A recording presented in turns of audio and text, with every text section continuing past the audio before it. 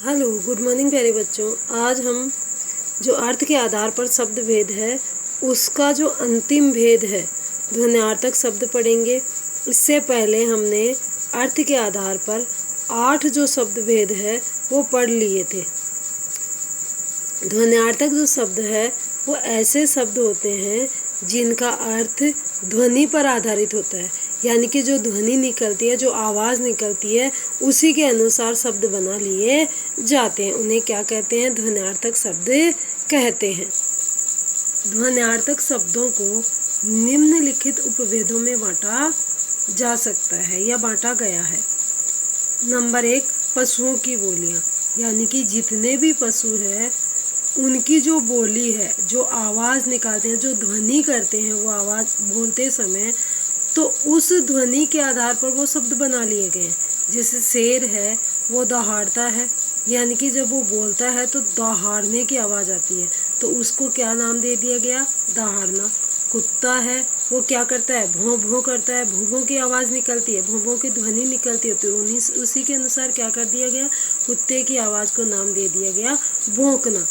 उसी प्रकार से घोड़ा हिनहिनाता है, जो हाथी है वो चिंघाड़ता है, भेड़ बकरी है वो मिमियाती है, गाय है वो रंभाती है, यानी कि रंभाने की आवाज़ आती है।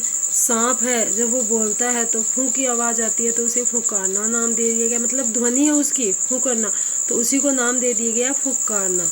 मेंढक है जब वो बोलता है तो टर टर की आवाज़ आती है, तो उसी के अनुसार से उसका नाम दे दिया गया टर्राना। यानी कि ध्वनि के आधार पर जो शब्द है वो बना लिए गए हैं। जैसे बिल्ली है वो म्याऊं म्याऊं करती है, तो उसकी आवाज़ को क्या नाम दे दिया गया? म्याऊं म्याऊं। अब है पक्षियों की बोलियां। जितने भी पक्षी हैं जब वो बोलते हैं तो बोलते समय जो आवाज़ निकलती है, बोलते समय जो आवाज़ आती है, उस आवाज़ को ध्वन्यार्थक शब्दों में रखा जाता है। जैसे चिड़िया है वो चूं चूं चहचहाती रहती है, चहचहाने की आवाज़ आती है, जब वो बोलती है तो चहचहाना। पपिया है वो पीऊ पीऊ की आवाज़ करता है, कौवा है वो काऊ काऊ की आवाज़ करता है, तो उसी प्रकार से उसका नाम रख दिया गया, उसकी आवाज़ का नाम रख दिया गया। जो कबूतर है वो गुटरगू करता है, तो उसकी आवाज़ को नाम क्या दे दिया गया? गुटरगू, अर्थात ध्वनि के आधार पर उसको नाम दे दिया गया। मुर्गा है जब वो बोलता है तो कुकड़ू कू की आवाज़ आती है, तो उसकी ध्वनि के आधार पर उसकी आवाज़ को नाम दे दिया गया। उसी प्रकार से कोयल है वो कूकती है, तो कोयल को कूकना नाम दे दिया गया। उसी प्रकार से जो जड़ पदार्थ है, जैसे टेबल है, कुर्सी है, या जैसे सिक्के हैं, जैसे बिजली है, जैसे बादल है, ये जब इनकी जो आवाज़ आती है उनको भी इसी प्रकार से नाम दे दिया गया है। जैसे बिजली है क्या करती है? वो जब वो बोलती है, यानी कि जब उसकी आवाज़ आती है तो कड़क की आवाज़ आती है, तो उसे कड़कना नाम दे दिया गया। दरवाज़ा जब कोई नॉक करता है तो खटखट की आवाज़ आती है, तो उसे खटखटाना नाम दे दिया गया। रेलगाड़ी है जब वो चलती है तो छुक छुक की आवाज़ आती है, तो इसी प्रकार से उसकी आवाज़ को नाम दे दिया गया छुक छुक। बादल है वो गरजते हैं, जब वो बोलते हैं तो गरजने की आवाज़ आती है, तो उसी का नाम दे दिया। यानी कि कुल मिला के हम कह सकते हैं कि जो शब्द अर्थ ध्वनि पर आधारित होते हैं, यानी कि जो शब्द होते हैं वो क्या करते हैं? ध्वनि पर आधारित, जिनका जो अर्थ होता है वो ध्वनि पर आधारित होता है, तो उसे क्या कहते हैं? ध्वन्यार्थक शब्द कहते हैं। अब हम चौथा जो शब्द भेद है, कौन सा? प्रयोग के आधार पर शब्द, उसके बारे में जानकारी प्राप्त करेंगे। प्रयोग के आधार पर, या हम कह सकते हैं रूप परिवर्तन के आधार पर। बात एक ही है, चाहे प्रयोग के आधार पर बोलो चाहे रूप परिवर्तन के आधार पर बोलो।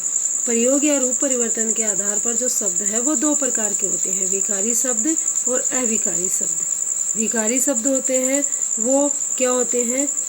वे शब्द होते हैं जिनका लिंग, वचन, कारक एवं काल के अनुसार क्या हो जाता है? रूप परिवर्तित हो जाता है। यानी कि जिनका लिंग अगर बदल दिया जाए, वचन बदल दिया जाए, कारक बदल दिया जाए और काल बदल दिया जाए, तो क्या हो जाता है?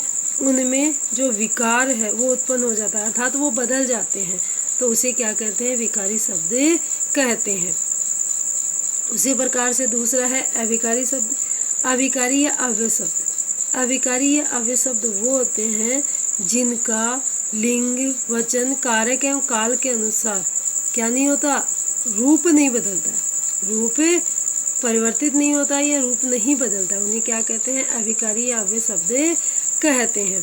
अविकारी या अव्यय शब्द में क्या क्या आता है, क्रिया विशेषण आते हैं, संबंध बोधक आता है, समुच्चय बोधक आता है और विस्मयादि बोधक। ये शब्द किस में आते हैं, अविकारी या अव्यय शब्दों में। दोबारा से बता देती हूँ, विकारी शब्द वो होते हैं जिनका रूप, लिंग, वचन, कारक, काल के अनुसार बदल जाता है। उसमें संज्ञा, सर्वनाम, विशेषण और क्रिया 4 पॉइंट आते हैं। उसी प्रकार से अविकारी शब्द है, उसमें आता है क्रिया विशेषण। क्रिया विशेषण जो क्या करते हैं, क्रिया की विशेषता बताते हैं, क्रिया की विशेषता बताते हैं। समुच्चय बोधक, ऐसे अव्यय शब्द जो एक शब्द को दूसरे शब्द से, एक वाक्य को दूसरे वाक्य के से या एक वाक्यांश को दूसरे वाक्यांश से जोड़ने का काम करते हैं, उन्हें क्या कहते हैं, समुच्चय बोधक अव्यय कहते हैं। संबंध बोधक, संबंध बोधक अव्यय वो होते हैं जो संज्ञा या सर्वनाम के बाद में लगकर क्या करते हैं, दूसरे शब्दों के साथ में उसका संबंध बताते हैं। क्या करते हैं, दूसरे शब्दों के साथ में उसका संबंध बताते हैं, उन्हें क्या कहते हैं, संबंध बोधक अव्यय कहते हैं। उसके बाद में आता है विस्मयादि बोधक अव्यय।